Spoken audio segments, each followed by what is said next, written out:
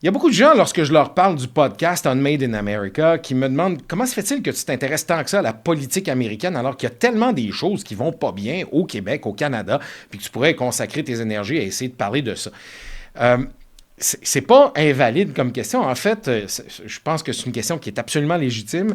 Et l'explication derrière ça, je pense qu'elle est en deux volets. D'abord, le premier, c'est que j'ai toujours baigné dans la politique américaine et j'ai toujours aimé ça. Alors, pourquoi ne pas en parler à des gens ou partager ce que je sais, ce que j'aime sur la politique américaine?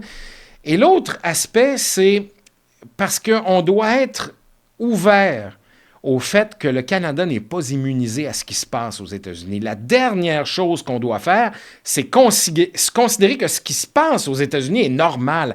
Ça n'a rien de normal. Pas sous aucun aspect. Je sais qu'il y a des grands fans là, de devenir le 51e État. Là-dessus, vous devriez vous battre corps et âme pour que ça n'arrive jamais. Et juste en fin de semaine, prenez Pierre Poilievre. J'ai toujours dit que Pierre Poilievre était... Bon, écoutez, je ne partage pas nécessairement ses idées, mais Pierre Poilievre est allé dire que le grand problème au Canada en ce moment, c'était la persécution des chrétiens blancs. C'est un discours emprunté directement à Viktor Orban. C'est un discours emprunté directement à Donald Trump.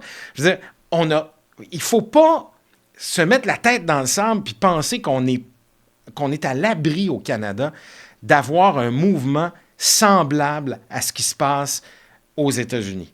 Et juste pour ça, ça vaut la peine qu'à toutes les semaines, je prenne la peine de vous en parler, qu'on isole certains éléments, qu'on en discute. Il y en a tellement qui se passent, je n'ai pas le temps de parler de tout ce dont je devrais parler, mais chose certaine, pour ceux et celles qui sont éveillés, gardez en tête qu'on n'est pas à l'abri et qu'il y a des politiciens et des citoyens qui regardent avec envie ce qui se passe aux États-Unis et je vous garantis qu'on ne veut pas ça.